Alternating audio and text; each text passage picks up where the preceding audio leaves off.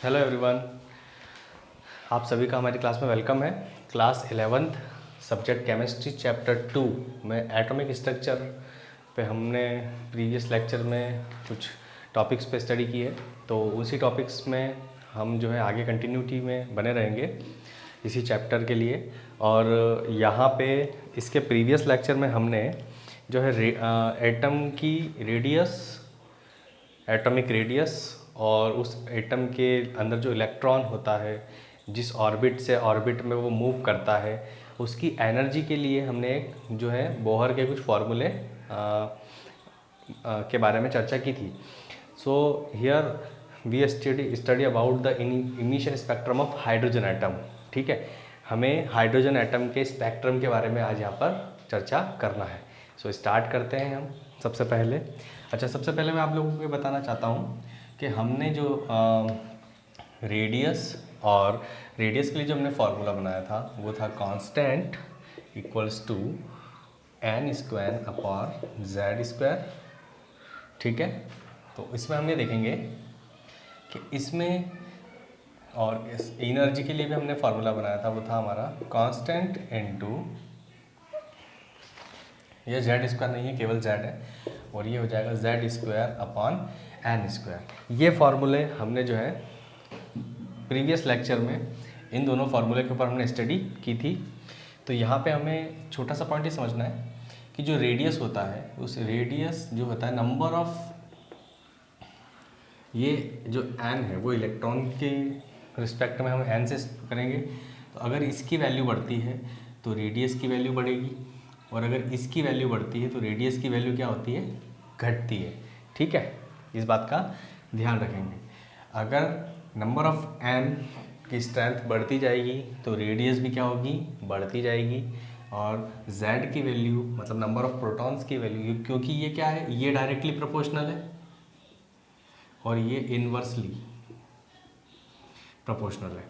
जो z है वो रेडियस के इनवर्सली प्रोपोर्शनल है, और जो n है वो r के डायरेक्टली प्रोपोर्शनल है। ठीक है, सो n की वैल्यू इंक्रीज होगी तो r की वैल्यू बढ़ेगी, बट z की वैल्यू अगर इंक्रीज होती है तो r की वैल्यू घटती है। ठीक, सिमिलरली एनर्जी के रिस्पेक्ट में अगर हम देखें तो हम ये देखेंगे कि ये आंसर ऑलरेडी, इसकी जो वैल्यू है 13.6 electron volt z square upon n square, इसके प्रीवियस लेक्चर में हमने ये देख चुके हैं, इसलिए इसे देखने से पहले आप वो प्रीवियस पार्ट ज़रूर देखें, तभी आपको ये समझ में आएगा। ठीक, अब यहाँ पे हम देख रहे हैं कि एनर्जी के रिस्पेक्ट में ये वाली जो वैल्यू है माइनस में है, तो यहाँ पर ये z जो होगा इसके डायरेक्टली प्रोपोर्शनल होगा, n होगा वो इसके इन्वर्सली प्रोपोर्शनल होगा। ठीक, और z जो है वो डायरेक्टली, और ये हो जाएगा इन्वर्सली। बट प्रॉब्लम ये है कि यहाँ वैल्यू ऑलरेडी माइनस में गिवन है, तो z की वैल्यू बढ़ाने पर इसकी वैल्यू क्या हो जाएगी, घटेगी, और n की वैल्यू बढ़ाने पर इसकी वैल्यू क्या होगी, इंक्रीज होगी। बस खाली यही डिफरेंस है r और e के फॉर्मूले को लेकर, और इन दोनों में क्या रिलेशन है वो रिलेशन हमने यहाँ पे अभी देखा। अब ये तो एक रिलेशन हमें समझ में आया। अब हम जो है इसके हाइड्रोजन स्पेक्ट्रम के ऊपर चर्चा करेंगे कि हाइड्रोजन स्पेक्ट्रम बनता कैसे है। ओके, तो देखते हैं।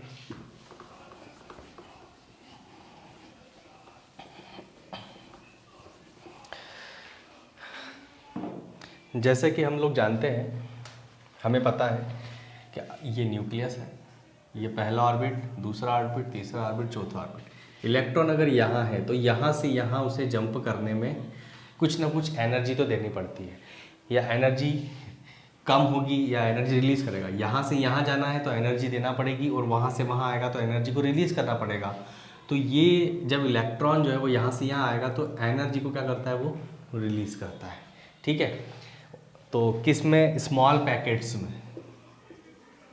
स्मॉल पैकेट्स में क्या करता है, इलेक्ट्रॉन जो है वो एनर्जी को इमिट करता है। ठीक है, उन्हें स्मॉल पैकेट्स को हम क्या कहते हैं, फोटॉन्स। ठीक है, और इन्हीं फोटॉन्स के बेसिस पे हाइड्रोजन की जंपिंग को लेकर एक स्पेक्ट्रम ओरिजिन में आया था। वो स्पेक्ट्रम किस प्रकार से है वो देख लेते हैं हम। देखिए, एनर्जी का जो लेवल है वो कुछ इस तरह से है जैसे कि 7 लेवल्स होंगे, 1 2 3 4 5 6 and 7, 1 2 3 4 5 6 एंड 7, ये 7 एनर्जी लेवल है। मान लीजिए इलेक्ट्रॉन अभी कहाँ है, इस 7 वाले ऑर्बिट में है, ठीक है। इलेक्ट्रॉन हायर से, ये यहाँ नहीं मानते हम, यहाँ मानेंगे, यहाँ से इलेक्ट्रॉन कहाँ जंप कर रहा है, फर्स्ट ऑर्बिट में। 6th ऑर्बिट से इलेक्ट्रॉन कहाँ जंप कर रहा है, फर्स्ट ऑर्बिट में। 5th से कहाँ जंप कर रहा है, फर्स्ट ऑर्बिट में। 4th से कहाँ जंप कर रहा है, फर्स्ट ऑर्बिट में।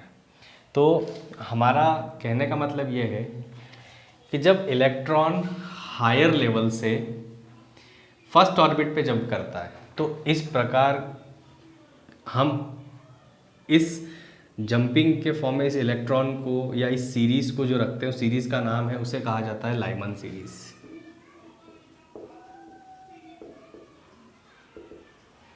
ठीक है, हम इलेक्ट्रॉन्स को कहाँ रखते हैं, लाइमन सीरीज में। कब, जब सबसे ऊपर वाले ऑर्बिट से, मतलब हायर ऑर्बिट से इलेक्ट्रॉन कहाँ आ रहा है, फर्स्ट ऑर्बिट में। अगर हायर ऑर्बिट से फर्स्ट ऑर्बिट में अगर कोई इलेक्ट्रॉन जंप कर रहा है तो उसे हम जो है लाइमन सीरीज में रखते हैं। ठीक, अब अगर मान लीजिए कोई इलेक्ट्रॉन यहाँ से सेकेंड ऑर्बिट में जंप कर रहा है, 6th से सेकेंड ऑर्बिट में आ रहा है, ठीक, 5th से सेकेंड ऑर्बिट में आ रहा है, या 4th से सेकेंड ऑर्बिट में आ रहा है, तो इस प्रकार से यहाँ एनर्जी का गैप ज़्यादा है। ठीक है, तो इतने जब एनर्जी का गैप होगा तो वो सीरीज़ कहलाएगी लाइमन सीरीज़। यहाँ एनर्जी का गैप थोड़ा कम है क्योंकि हायर से सेकेंड ऑर्बिट में आ रहा है, तो हम इसे जो है, इस सीरीज़ का नाम जो है वो है बामर सीरीज़। क्या बोलते हैं, बामर, BALMER, बामर सीरीज़। ठीक, इस प्रकार का जो स्पेक्ट्रम बनेगा हम उसे बामर सीरीज़ में पुटअप करेंगे। अब मान लीजिए हायर लेवल से थर्ड ऑर्बिट पे अगर कोई इलेक्ट्रॉन मूव कर रहा है तो इसे हम रखेंगे पाश्चन सीरीज में, पाश्चन सीरीज। ठीक, इलेक्ट्रॉन के जंपिंग की हायर लेवल से जब फर्स्ट ऑर्बिट में आ रहा है तो ये सीरीज कहलाएगी लाइमन सीरीज। हायर लेवल से सेकेंड ऑर्बिट पे इलेक्ट्रॉन जंप कर रहा है वो कहलाएगी बामर सीरीज, और हायर लेवल से थर्ड ऑर्बिट पे अगर इलेक्ट्रॉन जंप कर रहा है तो वो कहलाती है पाश्चन सीरीज। सिमिलरली अगर हायर से फोर्थ ऑर्बिट पे कोई इलेक्ट्रॉन जंप कर रहा है, हायर से फोर्थ ऑर्बिट पे इलेक्ट्रॉन जंप कर रहा है, हायर से फोर्थ ऑर्बिट पे जंप कर रहा है, तो इसे बोला जाता है ब्रैकेट सीरीज। या इस टाइप के जो इलेक्ट्रॉन्स हैं या जो स्पेक्ट्रम होगा जो बनेगा उसे हम किस सीरीज में रखेंगे, ब्रैकेट सीरीज में। ठीक, उसी प्रकार से हायर से फिफ्थ ऑर्बिट पे, हायर से फिफ्थ ऑर्बिट पे, इस प्रकार से अगर इलेक्ट्रॉन जंप कर रहा है तो उसे कहा जाता है Pfund series, PFUND। Here P is silent, इसलिए इसे कहा जाएगा फुंड सीरीज। ठीक, तो कुछ इस प्रकार से स्पेक्ट्रम हमको देखने को मिलता है। एनर्जी को रिलीज कर रहा है, एनर्जी गैप सबसे ज़्यादा यहाँ मिलेगी, तो जहाँ पे सबसे ज़्यादा एनर्जी का गैप होता है उसे बोला जाता है लाइमन सीरीज। जहाँ एनर्जी का गैप थोड़ा कम हुआ उसे बोलेंगे बामर सीरीज, थोड़ा और कम हुआ पाश्चन सीरीज, थोड़ा और कम हुआ ब्रैकेट सीरीज, और the last one is Pfund series. अब जिस प्रकार से हम इसको क्या बोल सकते हैं कि इलेक्ट्रॉन हायर से फर्स्ट ऑर्बिट में जा रहा है, इसमें इलेक्ट्रॉन हायर से सेकेंड में जा रहा है, इसमें हायर से थर्ड में जा रहा है, हायर से फोर्थ ऑर्बिट पे जा रहा है, हायर से फिफ्थ ऑर्बिट पर जा रहा है, तो क्या इसी प्रकार से और बना सकते हैं क्या, नहीं बना सकते। क्यों, क्योंकि यहाँ पर हम ऊपर देखेंगे कि एनर्जी का गैप बहुत ही कम हो गया है, तो उस प्रकार उस टाइप में हम क्या कर पाएंगे कि इस प्रकार से जो है स्पेक्ट्रम को शो नहीं कर पाएंगे, या इलेक्ट्रॉन के मूवमेंट को यहाँ पे बताना थोड़ा सा इम्पॉसिबल होता है। ठीक, तो ये हाइड्रोजन स्पेक्ट्रम था, और एनर्जी को इमिशन करके वो अपर लेवल से लोअर लेवल पे क्या हो रहा है, आ रहा है, क्योंकि एनर्जी को रिलीज कर रहा है, एक्सेप्ट नहीं कर रहा है। हाँ, अगर इलेक्ट्रॉन जो है फर्स्ट ऑर्बिट से फिफ्थ ऑर्बिट में जंप कर रहा है तो वहाँ एनर्जी देना पड़ेगी, लेकिन यहाँ पे एनर्जी इमिट हो रही है, इलेक्ट्रॉन जो है वो एनर्जी को रिलीज कर रहा है। ठीक, तो ये है हमारा हाइड्रोजन एटम का स्पेक्ट्रम। ठीक, अब होता क्या है कि जैसे हम बोलते हैं कि ये सन है और ये हमारी अर्थ है, तो यहाँ से सनलाइट अर्थ पे आ रही है छोटे छोटे छोटे छोटे पैकेट्स के फॉर्म में, ठीक है, फोटॉन्स के फॉर्म में आ रही है। तो वेरियस टाइप की रेडिएशंस आती है। ठीक, तो ये जो लाइमन सीरीज़ है इसमें जो रेडिएशन आती है, कौन सी रेडिएशन होती है, वो होती है ultra violet. Ultra violet radiations. ठीक, ये अल्ट्रा वायलेट रेडिएशन के लिए। ठीक है, यहाँ सेकंड वाले में अगर हम बामर सीरीज़ की बात करें तो बामर सीरीज़ में हमें क्या देखने को मिलता है, विजिबल रेज। विजिबल रेडिएशन का मतलब क्या हुआ, विजिबल रेडिएशन ऐसी रेडिएशन है जिसकी हेल्प से आप, हम सब किसी भी पर्टिकुलर थिंग को, आप मुझे, मैं आपको देख पा रहा हूँ, वो किस कारण से होता है, विजिबल रेडिएशन के कारण हम एक दूसरे को क्या कर पाते हैं, देख पा रहे हैं। बाकी सभी दूर पे इंफ्रारेड और इंफ्रारेड आपको देखने को मिलेगी। ठीक है, तो जो सनलाइट सन से इमिट होती है उसमें हमें थ्री टाइप्स की रेडिएशन देखने को मिलती है, ultra violet radiation, visible radiation, IR radiation.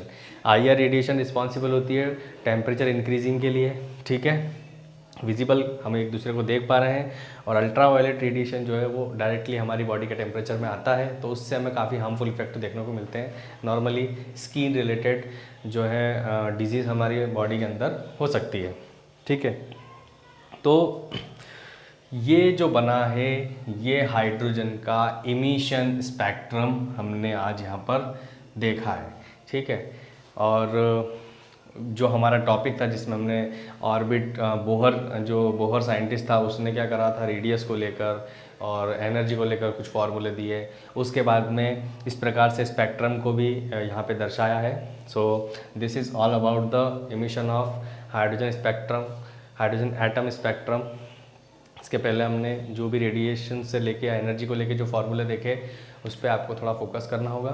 तो एक बार फिर से मैं आपको बताता हूँ, नॉर्मली हाइड्रोजन स्पेक्ट्रम जब बनाते हैं तो उस हाइड्रोजन स्पेक्ट्रम में 5 टाइप की सीरीज़ होती है, Lyman series, Balmer series, Paschen series, Brackett series और फुंड सीरीज़। इसके आगे क्यों नहीं बनाई जा सकती सीरीज़, क्योंकि एनर्जी का गैप काफ़ी कम हो जाता है ऑर्बिट्स के बीच में। ठीक है, पहले न्यूक्लियस से लेके फर्स्ट ऑर्बिट में गैप होता है, फर्स्ट ऑर्बिट से सेकंड ऑर्बिट के बीच में एनर्जी का गैप ज़्यादा होता है, सेकंड से थर्ड के बीच में थोड़ा कम हो जाता है, थर्ड से फोर्थ में और कम हो जाता है, फोर्थ से फिफ्थ के बीच में और थोड़ा कम। सिमिलरली सिक्स्थ और सेवन्थ में भी ऐसा ही होता है। ठीक, जब हम लाइमन सीरीज़ की बात करते हैं तो उसमें हमें अल्ट्रा वायलेट रेडिएशन देखने को मिलेगा, बामर सीरीज़ की बात करते हैं तो विजिबल रेडिएशन देखने को मिलेगा, पास्टन, ब्रैकेट एंड फुंड सीरीज़ की जब हम बात करेंगे तो वहाँ पे हमें आईआर रेडिएशन देखने को मिलती है। सो इस प्रकार से हम जो है हाइड्रोजन का स्पेक्ट्रम बना सकते हैं। इस टॉपिक के नेक्स्ट या इस यूनिट के इस चैप्टर के नेक्स्ट टॉपिक पे हम चर्चा करेंगे हमारे नेक्स्ट लेक्चर में। Thank you very much.